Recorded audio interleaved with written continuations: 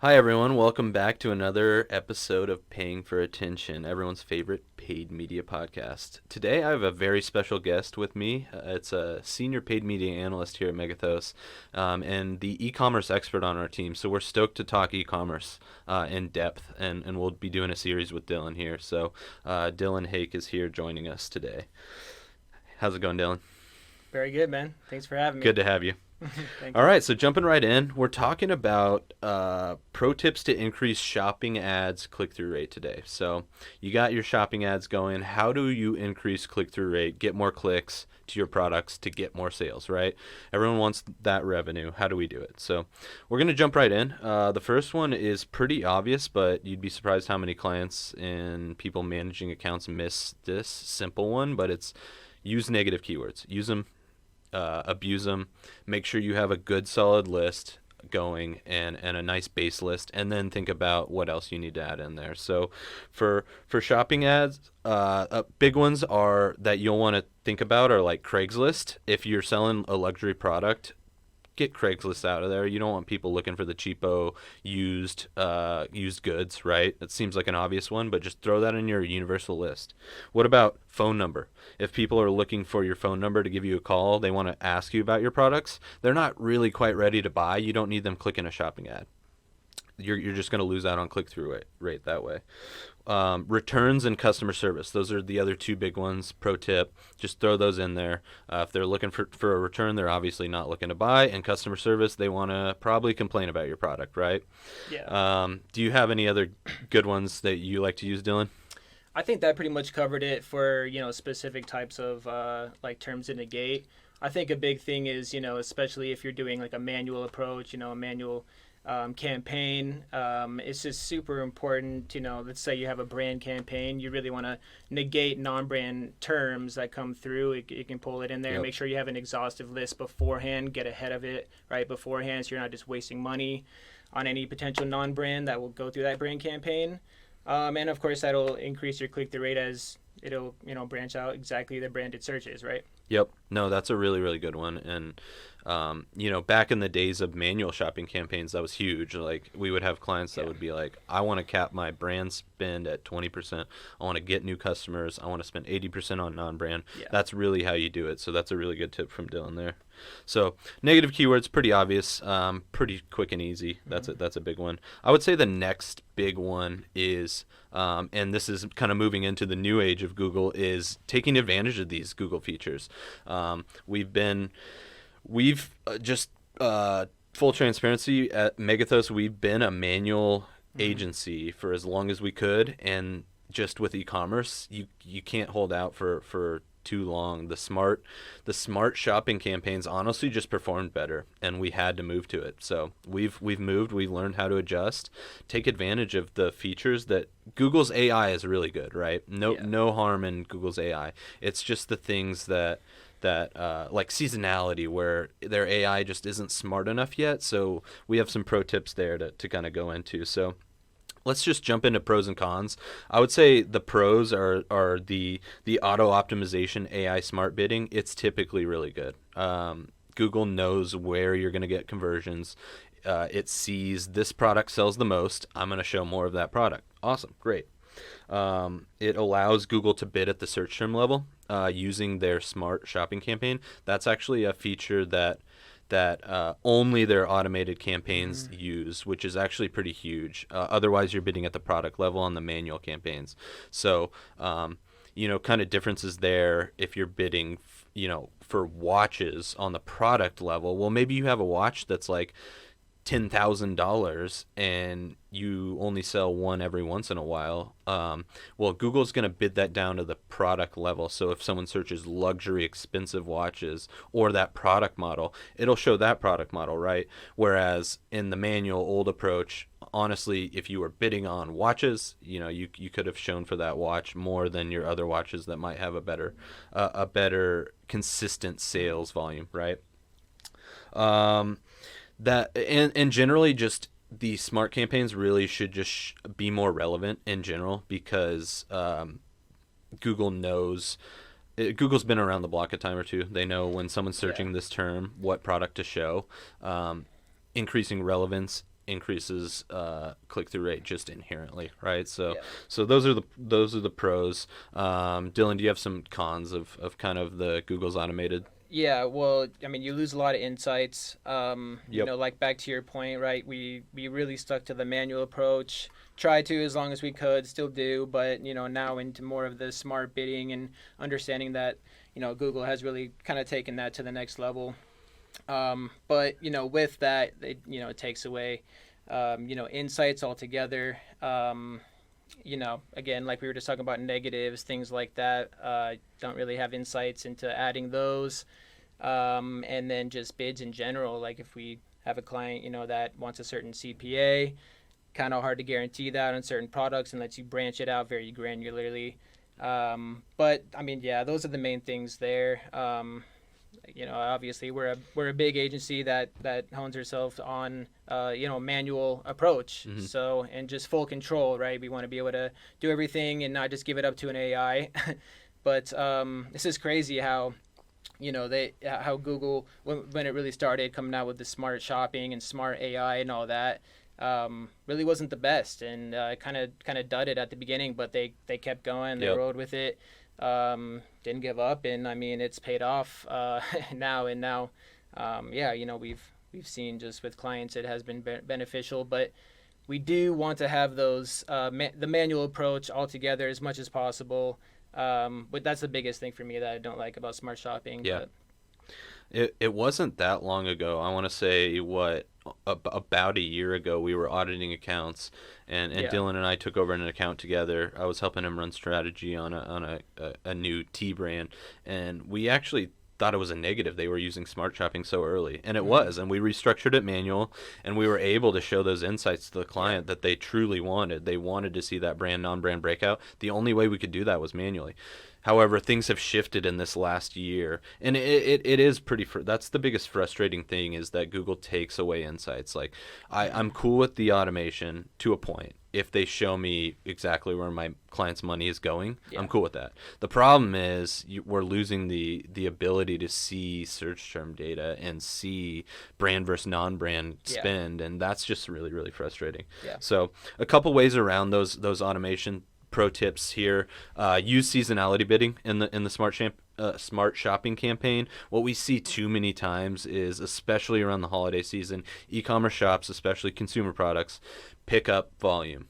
Google takes a week or two for their smart bidding to pick that back up, and so we'll all of a sudden see a ton of new volume, and Google might not be bidding accordingly.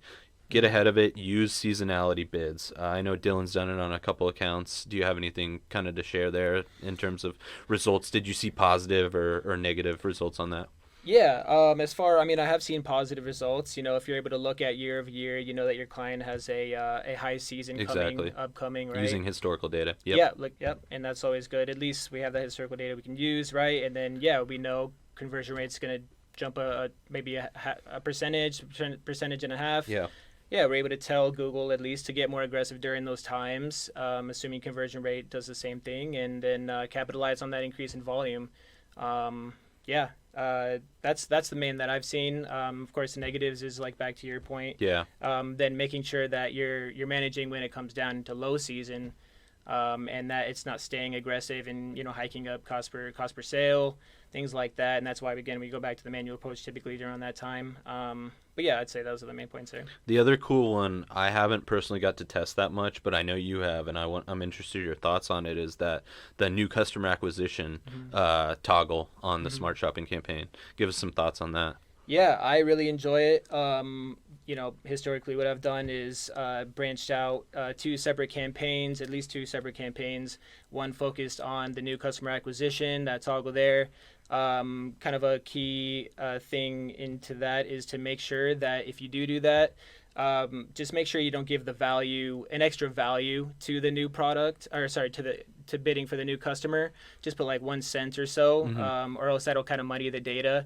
But basically, yeah, what that does is it just tells Google to get more aggressive on the new users. It knows within about a 540-day range is what it from someone being on your website without 540 days. That's significant. Yeah. And so it just makes it more aggressive towards those bids, and really drives that new user acquisition because you're willing to pay a little bit more for a new user to increase that lifetime value of your overall brand. So I've seen positive results, and then with that campaign also having a kind of like a catch-all, if you will, but more of a safety net of like a target ROAS, let's say 400% or whatever client's goal is. And just catching all the easier sales, keeping that return on ad spend high, making sure that everything's good with account health and that in terms like that. Historically it's done really well. You're able also with that new user acquisition tool to create a column specifically to measure new customers. And it's a really great insight to talk back with your client. We've received 20 new customers this month, up 10% from last month, things like that. And of course, everyone loves that. And then we're able to measure that, that longevity as well. Yeah, and then we can take that to the next level with LTV and what those new customers mean to you in the grand scheme of things, which is huge. Which is, again, that's just an awesome insight to provide to a client. Like, look, we got you these new customers. They're likely, based on our LTV analysis, they're likely to buy 6-7 more times. That means X amount of revenue. It's huge. Yep. So, and I really want to touch again on what Dylan said there. I love the idea of segmentation. So using the automated strategies and using all these new features, but still segmenting it out, because they're going to, obviously a new customer acquisition campaign is going to have a different ROAS than a campaign that's using RLSA, right? That people that have been to the site already, they know, and smart shopping, that's the other thing, is like it's going to go after people that have already been to the site, maybe even already purchased. They're going to act differently than brand new customers. So segmenting that out, you can kind of adjust the feeds even differently. You can talk to them differently a little bit. Just think of it like a search campaign there, where you're going after non-brand, brand new users. I love that a lot. So that's a big one. Awesome. All right, moving right along. Our third kind of category we want to talk about today is feed optimization. We're going to nerd out a little bit. It gets a little technical here, so just bear with us for a second. But this is where we have some nerdy fun here. In terms of feed optimization, the easiest thing you can do, the biggest tip there, is optimizing product titles and descriptions in the feed, right?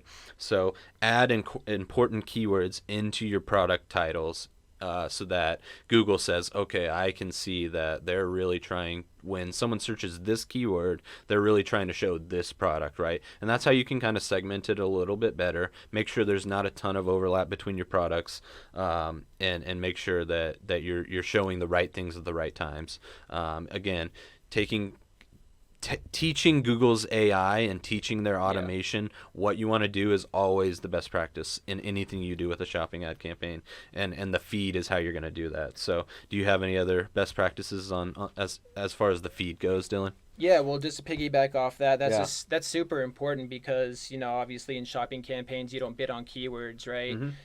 So adding specific keywords that you want to show for in the headline of your description and descriptions, that just further optimizes, gives more ammo to Google and to optimize for you to show up for those searches, right?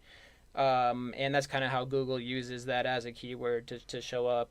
But other than that, I would say, definitely in the descriptions as well. That's super important. Don't forget the headlines and descriptions.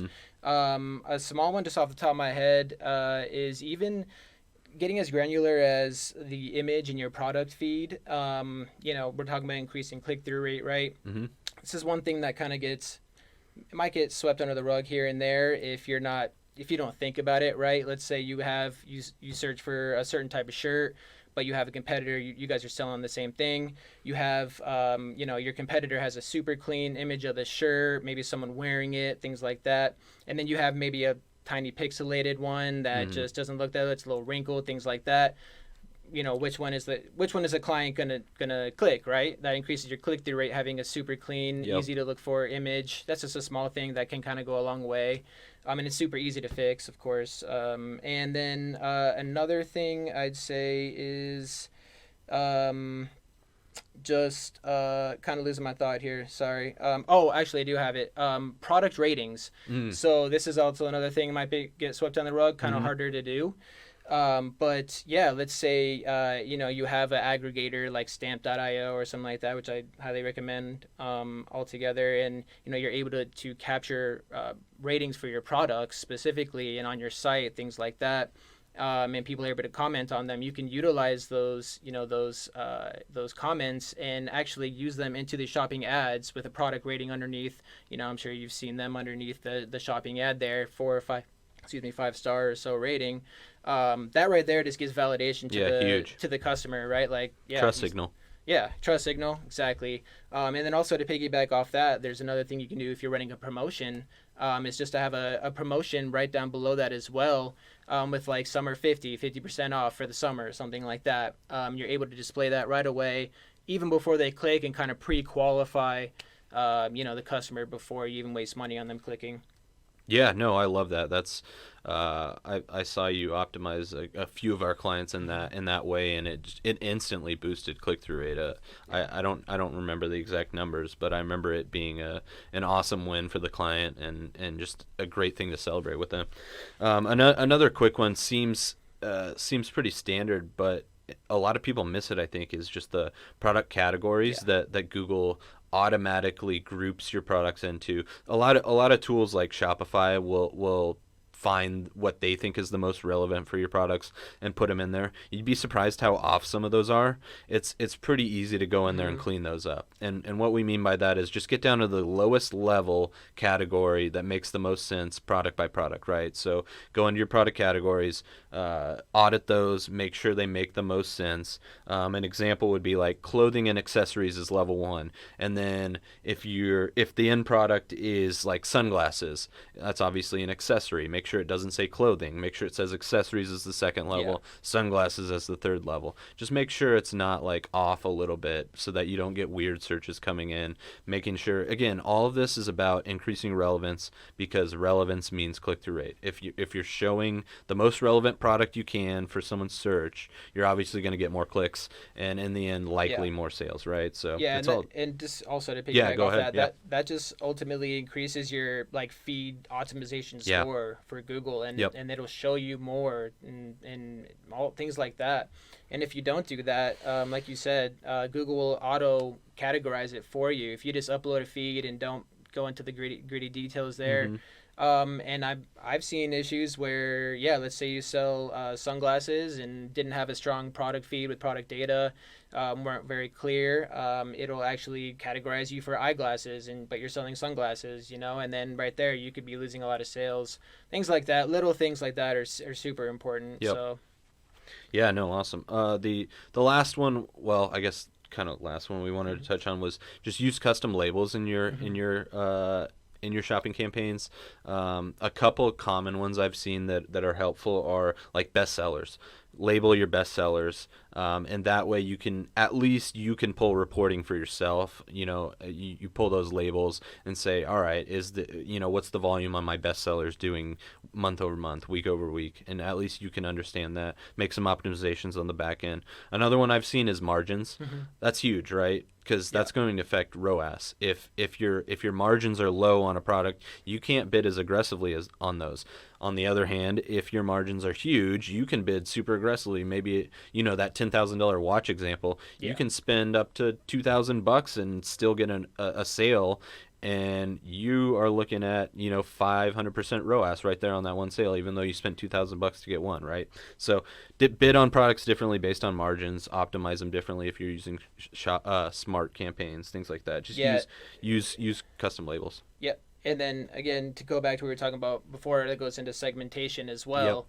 Using what you created in the product feed to segment into a different campaign, different budget, things like that. Yeah, there you go. The client has they aligned goals of what we need to spend on this. We could spend a little more on this because we know the margin's higher, things like that. So throw that into your strategy in terms of how you're structuring your campaign or campaigns, right? Throw it into a different campaign if you want. Like if you have high margin products, throw it into a new campaign. Think about structure in the same way we're talking about custom labels. 100%. Right. Yeah, you don't want to just throw that all into one campaign and clump it, and especially in a smart campaign. If they're going to perform differently, segment them out. Why not? it's just another campaign to look at. No problem. Go in there, optimize that one. Yeah, if they're going to perform differently, segment them out. Yeah. No, those are all awesome tips. I mean, our last one on feed is if you're a bigger client and can afford it, there are feed tools out there that auto optimize your feed. One I know of is Feedonomics. Those are available for you. We're a bit of a manual feed optimization agency. We like to get our hands dirty in Shopify, WooCommerce. We've just kind of found that we have the expertise to do it. But on the bigger clients, you do probably with thousands and thousands of products, you do probably want to utilize something like that. Just throwing that out there, that's an option in case anyone wasn't kind of aware of that. But yeah, that's really our three big pro tips.